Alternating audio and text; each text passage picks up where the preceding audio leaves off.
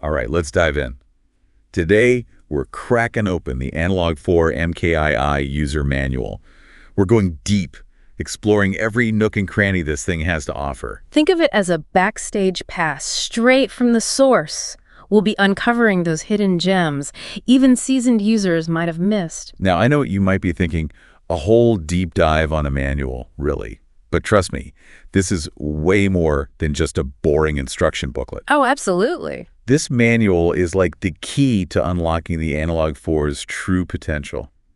And that's exactly what we're here to do. It's a bit like a musical treasure hunt, wouldn't you say? Exactly. So let's start at the beginning. The manual kicks off with all the safety stuff and compliance information. Right.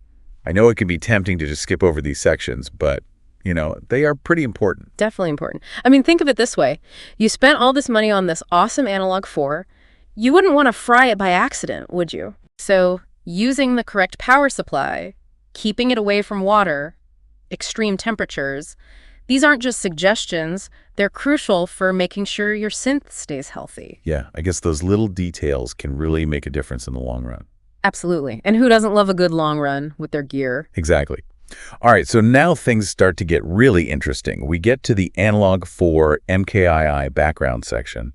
This is where we learn about the philosophy behind this instrument. This isn't just some dry history lesson either. No, not at all. They talk about this whole legacy of analog circuits, pioneers like Wendy Carlos. Oh, wow, yeah. And how that all connects to what you can create today with the Analog 4. Yeah, and I love how they emphasize this depth and, the imperfections of that classic analog sound. It's like each note has its own personality, almost like a fingerprint. Exactly. That's what digital just can't quite replicate. It's that organic, unpredictable quality, And understanding that whole philosophy, it can really inform your approach to sound design on this thing. It's about embracing those little variations, that almost human quality that analog has. Absolutely. So it's not just about recreating classic sounds. It's about creating something new, something totally unique to you, using those inherent qualities of analog. You got it. I love that. Okay, enough philosophy for now. Let's get hands-on with this thing. We've got the panel layout and connectors section. This is where we get familiar with the interface. It's like our roadmap. Right. It lays out the screen, the FUNC key, and that's crucial for accessing all those hidden functions, the trig keys for our sequencing adventures, and the data entry knobs, of course. And don't forget about all the inputs and outputs. Yeah, all those ins and outs. And I got to say, the manual does a fantastic job of breaking it all down. It really does. And they emphasize this intuitive workflow of the Analog 4 MKII. Like, the layout is really designed for hands-on control, so you can just tweak and experiment on the fly. Yeah, no menu diving, right? Exactly. And I've got to say, those data entry knobs, they just seem like the key to really unlocking this deep editing capability. They are. And as we go deeper into the manual, you'll see those knobs combined with features like parameter locking become really essential tools. Awesome. Can't wait. All right, next up, we've got the overview of the Analog 4 MKII structure. This is like the blueprint for how everything is organized. It's like a filing system for your music. Yeah, exactly. So we've got our projects at the top level. Those are like our main folders. Then we've got kits, collections of sounds. Those sounds can be arranged to the patterns, and those patterns form our songs. Am I getting that right? Spot on. And you can't forget about the Plus Drive sound library and the sound pool. It's like having a whole library of pre-made sounds at your fingertips, plus all the storage you need for your own creations. It's like a sonic buffet. Okay, speaking of sonic building blocks, let's get to the heart of the Analog 4. The synth tracks. This is where the magic really happens, and the manual goes deep into that synthesis architecture. Yeah, so we're talking oscillators, filters, envelopes, LFOs, effects, sends the whole shebang. But how do we actually use this stuff to create amazing sounds? That's the beauty of this manual. They don't just tell you what the parameters are, they show you how to use them creatively. So it's like they anticipate the why behind every knob and switch. Exactly. Like, for example, with pulse width modulation. They illustrate how just small adjustments can totally change the character of your sound. It's not just about technical knowledge. It's about actually being able to express yourself sonically. You got it. Awesome. And they even go beyond just, basic sound creation. They talk about these unique techniques, like using the filter's output as a sound source. That's a good one. Right? Creating these crazy feedback loops and textures. That's blowing my mind a little bit. It's one of those aha moments that makes this manual so special. It encourages you to go beyond the conventional, to just experiment and see what happens. I love it. Okay, so we've got our oscillators, filters, envelopes. We're building up a sonic arsenal here. But what about actually putting those sounds into motion? That's where the sequencer comes in, right? Absolutely. And the Analog 4's sequencer is really powerful, offering different recording modes like step recording, live recording, and grid recording. They explain all of them step by step. So step recording, that's your classic step sequencer, right? For precise programming. Live recording is for capturing what you play in real time. And then grid recording. That one seems really visual and intuitive. It is. It's almost like you can see the music as you create it, you know? Yeah. And then we can't forget about parameter locking. That's where things get really wild. It is. Parameter locking is the key to unlocking this real expressive power. So we can create these evolving melodies where every note has its own, like, filter sweep or rhythmic patterns that change over time. You got it. And the manual does such a good job of showing you exactly how to do that. It gives you all these examples and techniques. I'm already feeling overwhelmed, but in the best possible way. Yeah. It's amazing how much depth they pack into this thing, and we haven't even talked about all the advanced techniques yet. Oh, we've just scratched the surface. I know. Okay, we've got a lot more ground to cover, so let's take a quick break and come back for part 2, where we'll continue our exploration of the Analog 4 MKII, all thanks to the magic of the user manual. Welcome back to our sonic expedition. All right, we're ready to dive back into the Analog 4 MKII user manual. Excellent. Last time we explored the interface, how projects and sounds are structured, and the heart of the Analog 4, those synth tracks. And of course, we couldn't resist peeking into that powerful sequencer and parameter locking. Right, just a taste. But remember, the Analog 4 MKII isn't just about internal sound generation. It's also a master collaborator, working with external gear in some pretty innovative ways. Yeah. We can't forget about that CV gate track.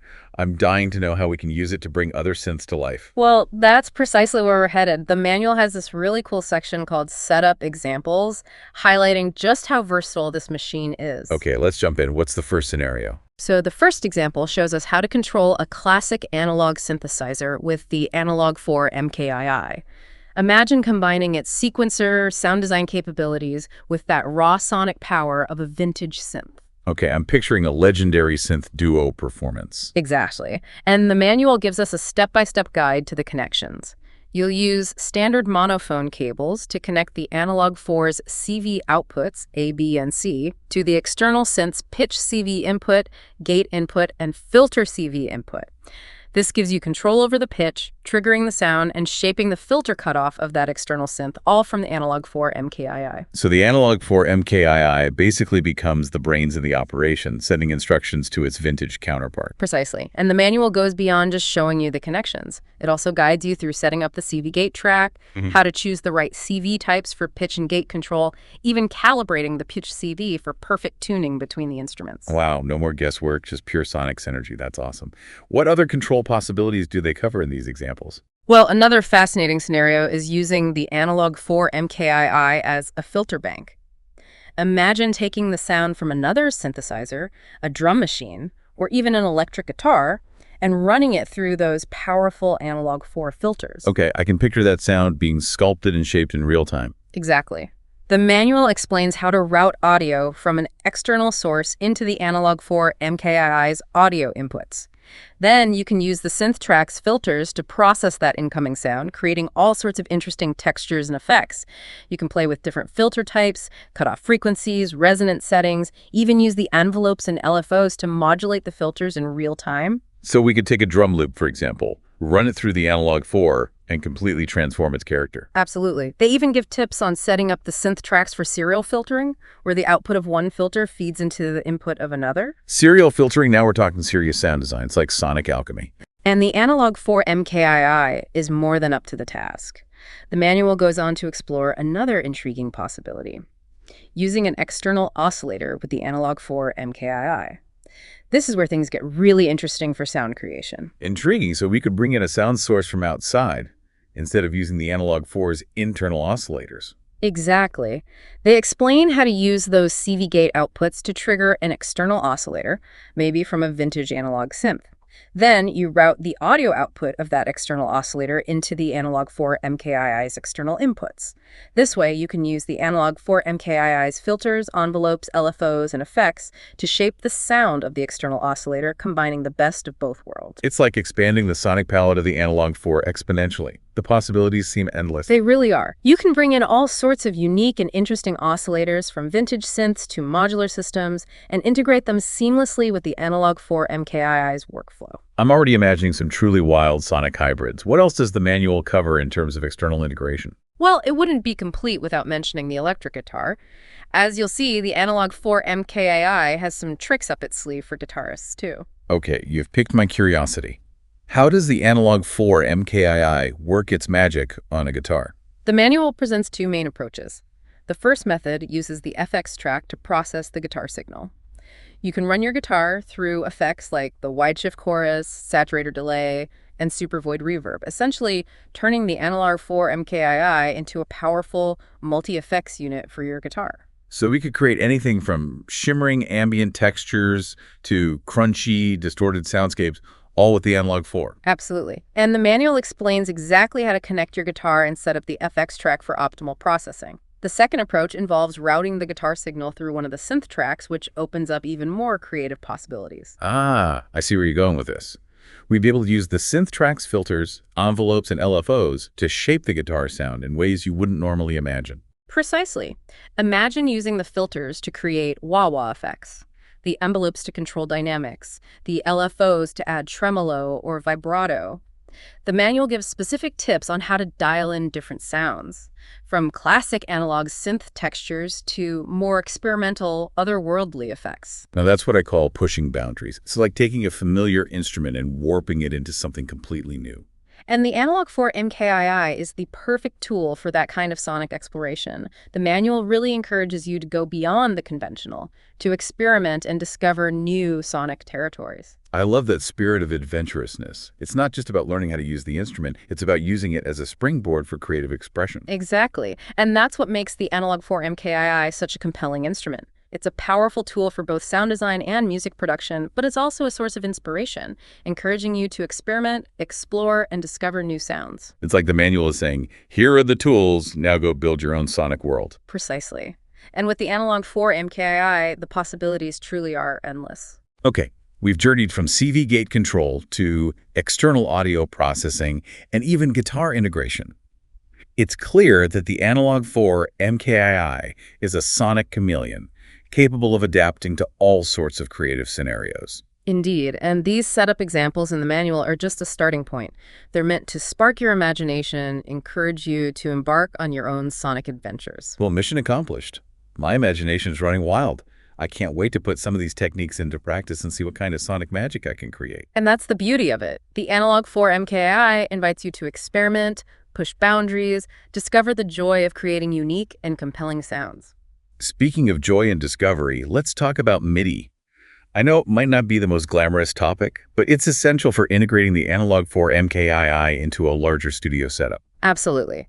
The MIDI config section of the manual gives you a comprehensive overview of the analog 4 MKII's MIDI capabilities. It covers everything from basic settings like clock sync and transport control to more advanced features like multi-map editing and sysx data dumps. Okay, so MIDI is essentially the language that allows the analog 4 MKII to talk to other devices. Exactly. Through MIDI, you can sync the analog 4 MKII sequencer with other devices, control its parameters remotely, even transfer data like sounds and sequences. So if I wanted to sync the analog 4 MKII to a drum machine or use a MIDI keyboard to control its parameters, that's where I dive into the MIDI settings. You got it. And the manual does a great job of explaining all the different MIDI settings and how they work, choosing MIDI channels, configuring MIDI ports, setting up the analog 4 MKII to respond to program change messages. They even talk about editing multi-maps, which let you assign specific functions to different MIDI notes or controllers. Multi-map sounds super powerful. What kind of functions could you assign? Well, you can do things like trigger sounds on different tracks, send MIDI notes to external devices, or even trigger patterns with specific transpose and timing settings. It's a really powerful way to expand the analog 4 MKII's control capabilities and integrate it into your workflow. Okay, I'm definitely going to have to experiment with those. Sounds like a gateway to even more creative control. Yeah. What about sysx data dumps? I've heard that term before, but I'm not entirely sure what it entails. Sysx, short for System Exclusive, is a type of MIDI message used to transfer lots of data between devices. In the case of the analog for MKII, you can use sysx dumps to back up and restore entire projects, including sounds, sequences, global settings. So it's like a safety net for all those late-night sonic experiments. Exactly. The manual explains how to use the sysx dump menu to send and receive sysx data so you can back up your work to a computer or another MIDI device.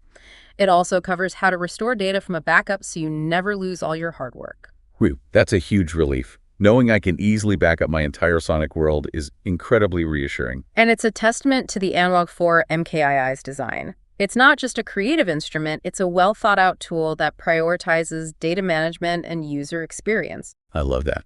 Okay, we've explored external control MIDI. Now I think it's time to journey to the heart of the Analog 4 MKII sound, the oscillators, filters, and envelopes. An excellent choice. This is where we unravel the mysteries of how the Analog 4 MKII crafts that signature analog sound. The manual has a whole chapter on oscillators, filters, and envelopes, going way beyond the basic parameters. Perfect. Let's start with those oscillators. What kind of waveforms and sound shaping options do we have at our disposal? Each synth track on the Analog 4 MKII has 2 oscillators, and the manual walks us through all the waveforms available. You've got your classic sawtooth, square, and triangle waves, but the Analog 4 MKII goes beyond that, offering options like pulse waves with variable pulse width, noise generators, even the ability to use the filter's output as a sound source, creating feedback loops and unique textures. Hold on. Using the filter's output as a sound source? That's the second time we've heard that. We need to dig into that more. What kind of sounds can we conjure up with that technique? Oh, it's a world of possibilities. Distorted drones, feedback screeches, rhythmic pulsations, metallic clangs. They even explain how the filter's cutoff and resonance settings affect the feedback behavior, giving you even more control. Okay, that's definitely going on my list of things to explore. What about pulse width modulation? I know that's a classic analog synth technique for creating evolving sounds. It is. Pulse width modulation, or PWM, is a key ingredient in the Analog 4 MKII sound. The manual explains how to use the PW parameter to adjust the pulse width of the square and pulse waveforms, changing the timbre and harmonic content. You can even use the dedicated PWM LFOs to modulate the pulse width automatically, creating anything from subtle chorusing effects to aggressive growling textures. Wow. So we can essentially create sounds that morph and evolve over time, all within the oscillator section. Exactly. And that's just the beginning. The manual goes on to explore oscillator sync, where one oscillator's frequency is synchronized to another, creating harmonic richness and interesting rhythmic patterns. It also covers amplitude modulation, where one oscillator's amplitude is modulated by another, producing metallic, hollow, or disharmonic sounds. The possibilities are vast. My head is spinning with sonic possibilities. It feels like we're only just scratching the surface. We are, and there's still so much more to explore. We haven't even touched on the world of LFOs, effects, and those more advanced sequencer techniques that truly make the Analog 4 MKII such a powerful instrument. I can't wait to delve into those uncharted territories. Our sonic adventure has only just begun.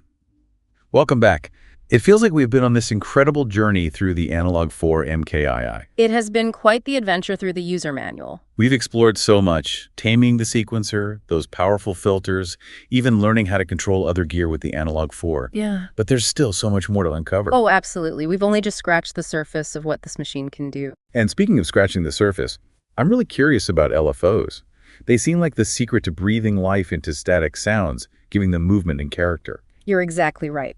LFOs, or low-frequency oscillators, are like these tiny forces shaping the dynamics and textures of sound. The Analog 4 MKII has 2 LFOs per track, and the manual goes deep into what they can do. You can choose from all sorts of waveforms, adjust their speed, depth, even how they're triggered. So they're like these little sonic gremlins, always tweaking things in the background. That's a great way to put it. You can route LFOs to almost any parameter on the synth tracks. Okay, so we can use them to modulate, like the pitch of an oscillator for a vibrato effect? Yeah. Or sweep the filter cutoff for a wah-wah? Exactly. Or even modulate the pulse width for those really cool rhythmic textures. The manual is full of examples to get your creative juices flowing. It's like having this army of tiny sound sculptors, each one shaping our sounds in real time. And you have complete control over them, too. You can tweak their speed, depth, even the shape of their movements. And you can sync them to the tempo, right? Absolutely. Creating those rhythmic pulses or evolving textures, it's like conducting an orchestra of sonic energy. I love that. What about the LFO trigger modes? You mentioned we can control how they're activated. Right. The Analog 4 MKII offers a few different modes. Free running lets the LFO run continuously.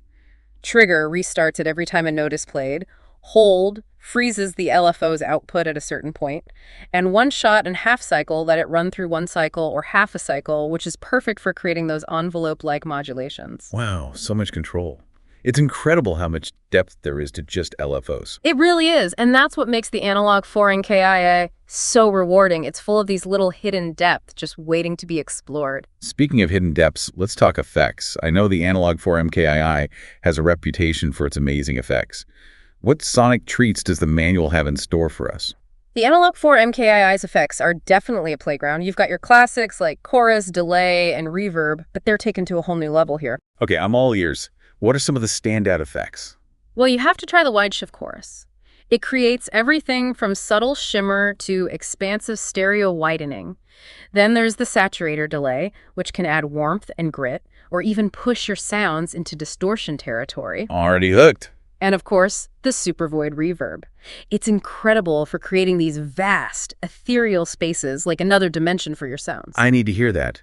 But before I disappear into a reverb abyss, how do we actually control the effects on the Analog 4? You can apply the effects to individual synth tracks or route them to the FX track to process the whole mix. The manual explains how to adjust send levels for each track, controlling how much signal goes to the effects. It also breaks down the parameters for each effect so you can fine-tune everything. So we can go from subtle to extreme with just a few tweaks. Exactly. The Analog 4 MKII's effects are incredibly versatile. They're tools for both subtle enhancement and radical transformation. I love that. Okay, now I'm ready to jump back into the sequencer. We touched on it earlier, but now I want to uncover its true power. What kind of advanced techniques are we talking about? The sequencer is incredibly powerful. The manual covers things like conditional trigs, sound locks, trig mutes, note slides, and parameter slides.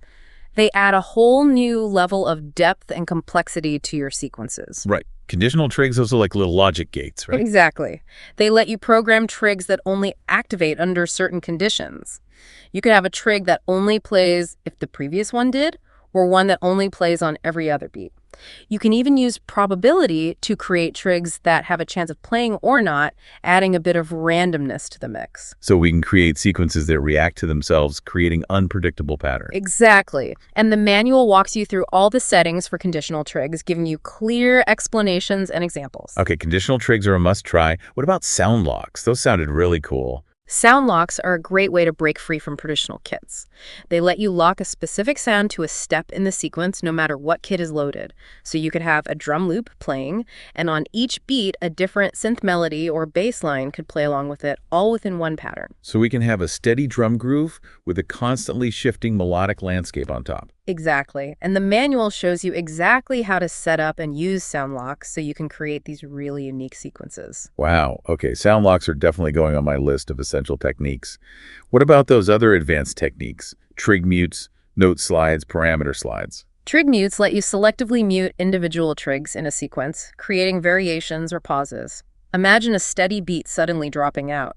Note slides create smooth transitions between notes, adding a legato or glide to your melodies. And parameter slides let you gradually change the value of a parameter over time, like slowly opening up a filter or increasing the delay feedback. It's incredible how much control we have. It's like we're sculpting sound in time. And that's the true power of the Analog 4 MKII. It gives you the tools to really express your musical ideas with incredible precision and detail. It feels like this deep dive into the user manual has not only unlocked the instrument's potential, but also expanded my own creative possibilities. And that's the beauty of it. The Analog 4 MKI isn't just an instrument, it's a catalyst for sonic discovery and expression. Well said. This manual has been like a treasure map, leading us to all these uncharted sonic territories. And now it's time to explore. To all our listeners out there, I encourage you to embrace the power of the Analog 4 MKII. Don't be afraid to experiment, push the boundaries, and never stop exploring the world of sound that this incredible instrument unlocks. And remember, the user manual is your guide. It's always there to help and inspire you along the way. Thanks for joining us on this epic journey through the Analog 4 MKII user manual. Keep creating, keep exploring, and keep diving deep into the world of sound.